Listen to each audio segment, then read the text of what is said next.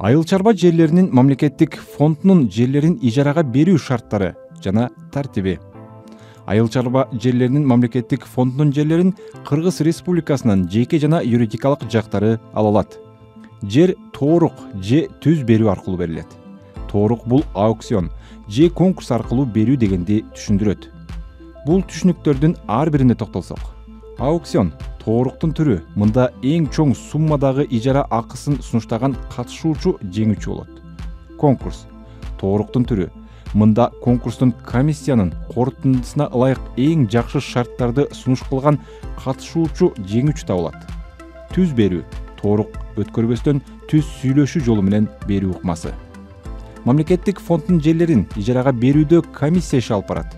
Комиссия 7 кишиден туруп, ага 3төн кем эмес жергиликтүү кеңештин депутаты, райондук агрардык өнүктүрүү башкармалыгынын өкүлү кирет. Тоорукка катышуу үчүн кандай документтер керектелет?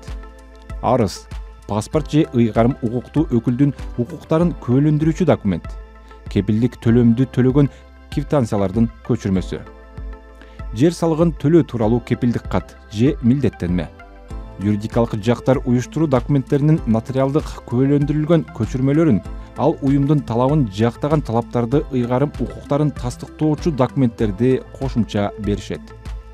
Ошондой эле конкурска катышуучулардын конкурс шарттары боюнча сунуштарды жазып, кол коюп конвертке салып берсе болот.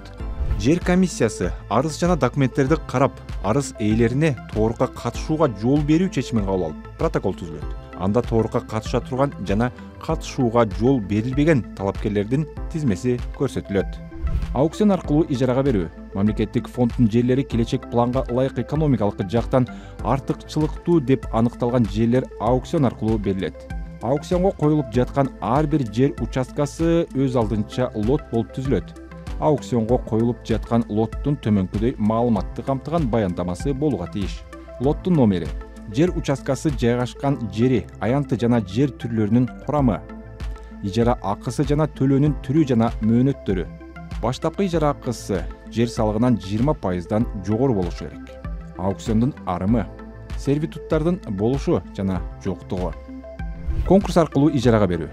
Жер комиссиясынын отурумунда конкурска катышуучулар менен биргеликте арыздардын тизмеси жарыяланат. Тизмеси жарыяланган соң конкурстун катышуучуларынын катышуусу менен арыздар каралат.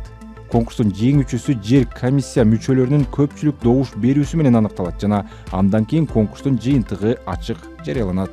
Жер комиссиясынын чечими менен конкурс боюнча эң жакшы шарттарды сунуш кылган катышуучу конкурстун жеңүүчүсү деп табылат. Добуштар тең болгон учурда комиссия төрагасынын добушу чечүүчү болуп эсептелинет. Жер комиссиясынын отуруму ага жалпы мүчөлөрдүн 3төн 2си катышса мыйзамдуу болот. Эгер 2 же андан көп катышуучулардын конкурстун шарттары боюнча сунуштары бирдей жана эң жакшы болуп калса, анда арызды биринчи бергени жеңүүчү деп табылат. Конкурстун жыйынтыгы боюнча жер комиссиясы протокол түзөт жана анда төмөнкүдөй маалымат камтылат. Жер комиссиясынын отурумга катышкан мүчөлөрүнүн тизмеси, конкурстун катышуучулары жөнүндө маалыматтар жана алардын сунуштары. Конкурстун жеңүүчүсү. Протоколго жер комиссиясынын отурумга катышкан мүчөлөрү жана конкурстун жеңүүчүсү кол коет. Протоколдун көчүрмөсү конкурстун жеңүүчүсүнө берилет. Протоколго кол койгондон кийин 10 күндүн ичинде айыл өкмөтү жеңүүчү менен ижара келишимин түзөт. Ижара келишими. Мамлекеттик фонддун жерин ижарага берүүдө айыл өкмөтү жана ижарачы ортосунда 3 нускада ижаралоо келишими түзүлөт. Келишим мүлккө укуктарды каттоо органдарында каттоодон өткөрүүсү керек.